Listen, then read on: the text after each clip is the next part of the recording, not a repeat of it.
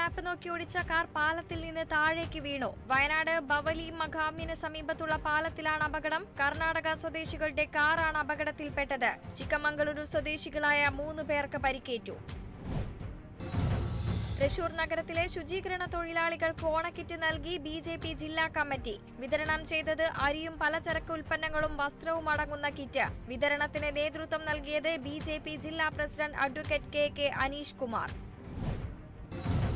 Thrissur youth Congress Ollur മണ്ഡലം കമ്മിറ്റിയുടെ നേതൃത്വത്തിൽ കർഷകരെ ആദരിച്ചു. DCC general secretary Jaiju Sebastian പരിപാടി ഉദ്ഘാടനം ചെയ്തു. കോൺഗ്രസ്, യൂത്ത് കോൺഗ്രസ്, മഹിളാ കോൺഗ്രസ് നേതാക്കൾ, കർഷകർ തുടങ്ങി നിരവധി പേർ പരിപാടിയിൽ പങ്കെടുത്തു.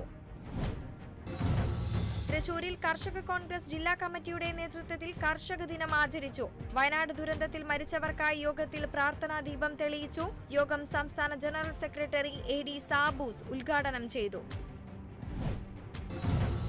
നടൻ മോഹൻലാലിനെ ആശുപത്രിയിൽ പ്രവേശിപ്പിച്ചു. പനിയും ശ്വാസതടസ്സത്തെയും തുടർന്നാണ് കൊച്ചിയിലെ സ്വകാര്യ ആശുപത്രിയിൽ പ്രവേശിപ്പിച്ചത്.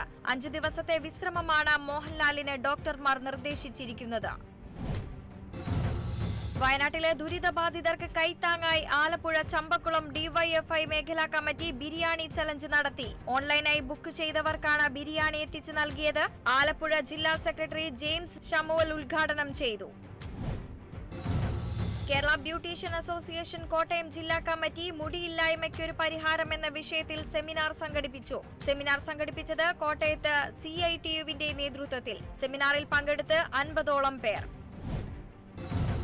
മണ്ണാർക്കാട് AIYF നേതാവ് ഷാഹിന ജീവനൊടുക്കിയ സംഭവവുമായി ബന്ധപ്പെട്ട കേസ് ക്രൈംബ്രാഞ്ചിന് വിട്ടു. ഷാഹിനയുടെ കുടുംബത്തിന്റെ ആവശ്യപ്രകാരമാണ് നടപടി. കഴിഞ്ഞ മാസമാണ് ഷാഹിന വാടക വീട്ടിൽ ജീവനൊടുക്കിയത്. ഷാഹിനയുടെ മരണത്തിൽ ആരോപണ വിധേയനായ വ്യക്തിക്കെതിരെ നടപടിയില്ലാത്തത് രാഷ്ട്രീയ സ്വാധീനം മൂലമാണെന്നാണ് കുടുംബത്തിന്റെ ആരോപണം.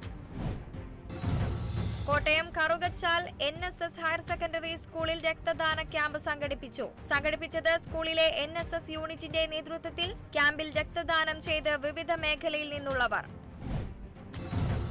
നാടക സംഗീത രംഗത്ത് സജീവ സാന്നിധ്യമായിരുന്ന കോഴിക്കോട് അത്തോളിയിലെ RM ബിജുവിന്റെ 1ാം ചരമവാർഷികത്തോടനുബന്ധിച്ച് അനുസ്മരണ സമ്മേളനം സംഘടിപ്പിച്ചു.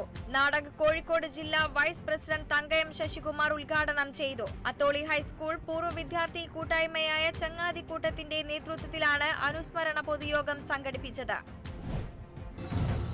തിരുവനന്തപുരം നെടുമങ്ങാട് കോളേജിലെ 1988-90 ബാച്ചിന്റെ പുനഃസംഗമം ഹൃദ്യം 2024 എന്ന പേരിൽ സംഘടിപ്പിച്ചു. യോഗം പ്രിൻസിപ്പൽ ഷീജകുമാരി ഉദ്ഘാടനം ചെയ്തു.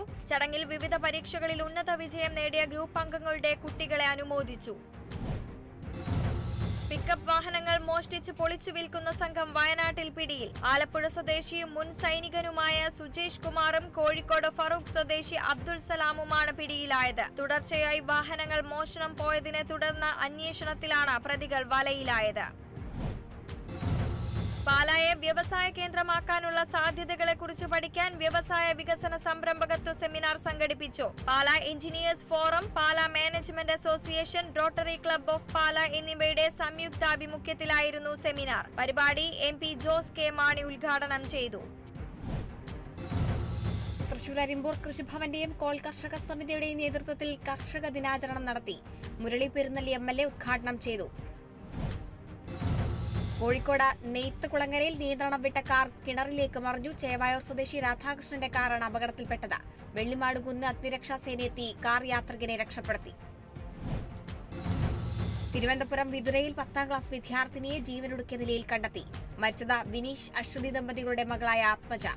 അമ്മ വഴക്ക് പറഞ്ഞതിനെ തുടർന്നാണ് ആത്മഹത്യ ചെയ്തതെന്ന് പ്രാഥമിക നിഗമനം.